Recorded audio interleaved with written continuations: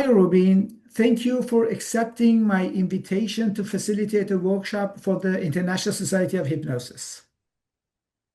Well, as you know, I love teaching, and any opportunity I get to do that. I mean, I taught chemistry for about 4 decades, and then I've done lots of special master classes over the years, and it's just built into me.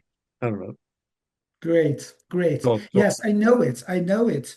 And I've read your books.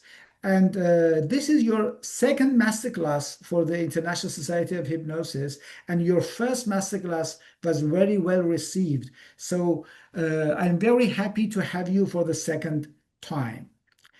This time, as I know, you're going to talk about the variations on the NLP, I mean, neuro linguistic programming, fast allergy cure.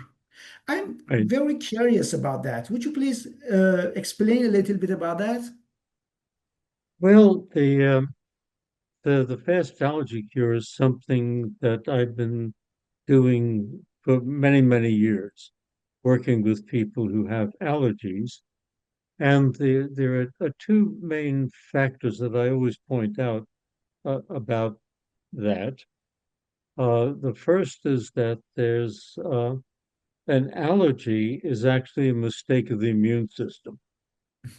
And the fast allergy cure is designed to correct that mistake. And the other aspect is that there's a psychological component to allergies. And I will give some background on that with an example or two. Okay, great. It was very interesting that when you said that allergy is a mistake of the immune system. So, if your techniques are going to correct that mistake, can they be used in autoimmune diseases as well? So that's where I'm going to expand on.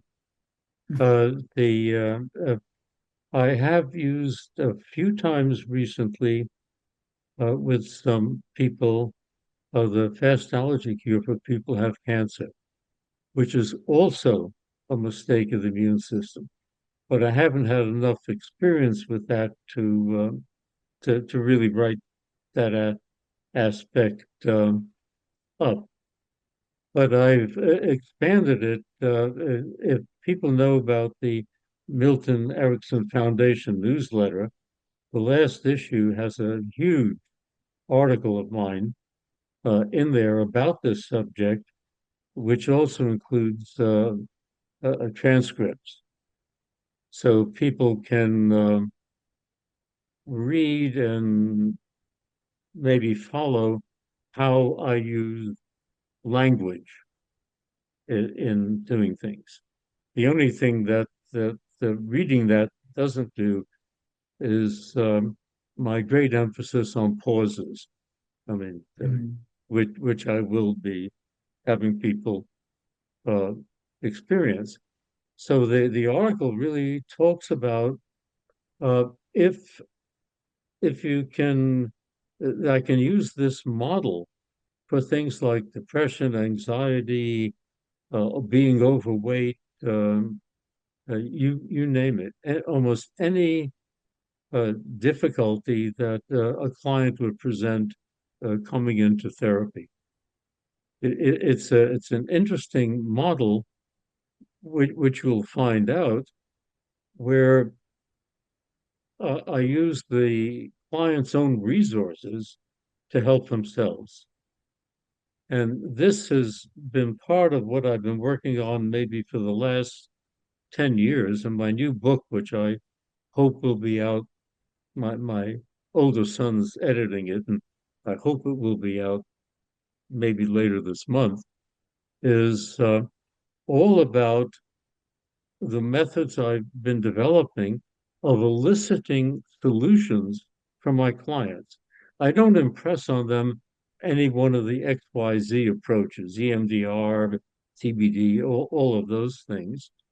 I in effect, I wouldn't say I trick. I invite them to tell me just who or what it is that's going to fix what's been troubling them. A client Great, I had great. yesterday, for instance, I just give one tiny example.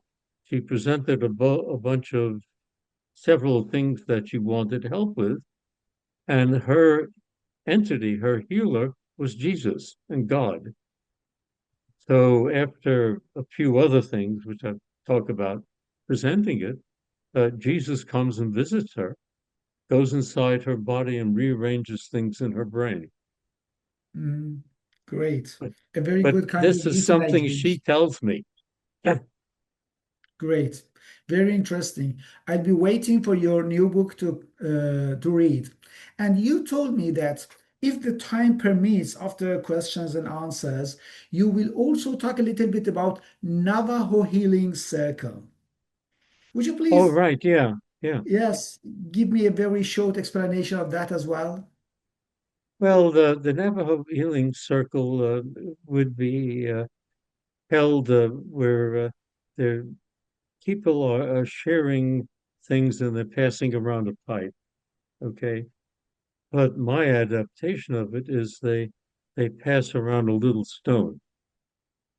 Mhm, And so the exercise I'm going to be having people do is that they're imagining being in a group of friends, maybe other therapists, people who are the, with them, and they have this smooth stone. I'll have a jar of my stones with me that I can show. Um, and each of them uh, tells the person who's asking their help, like asking their help about depression, uh, what they have done to get over depression themselves. And this gets passed around. And I hope the exercise I've devised that I can have people imagine mhm. being in a group like that and that their friends or whoever or therapist, who knows, uh, are telling them going around and they're listening, going around the circle. So they're going to be filling in all the healing, helping ideas that they get all within their own head. Great, great. It will be very interesting. So, we will be waiting for your workshop. And I know that you have almost 50 years of experience in your clinical experience, I mean. You Am know, I right? well, yeah, I've been doing this for close to 50 years. Yeah. Yes, I know. It started at 1978, so it's exactly 48 years. Yeah. Great. So we will learn from you a lot according to your experience and your knowledge. I know that you've already written 11 books and maybe your 12 book will be published in this month, as you said. And you have many articles. So you are the right person to teach us and we'll be waiting for that. Oh, thank you. Thank you very much. So I'm inviting all the people who are an ISH member or even who are not yet an ISH member to join us to learn from Rubin Battino on May 20th. It's a Wednesday from 5 to 8 p.m. Central European Daylight Saving Time. Thank you, Rubin. Is there anything else that you're going to say before the end, before ending this interview? Well, I'm going to take the privilege of talking a little bit about my background and things that are on my website that people might find interesting. So Great, I'm going to start out with that and then and then do it anyway. Right. great, great. I'll be waiting for that. So, see you. Bye bye. Right. Bye bye.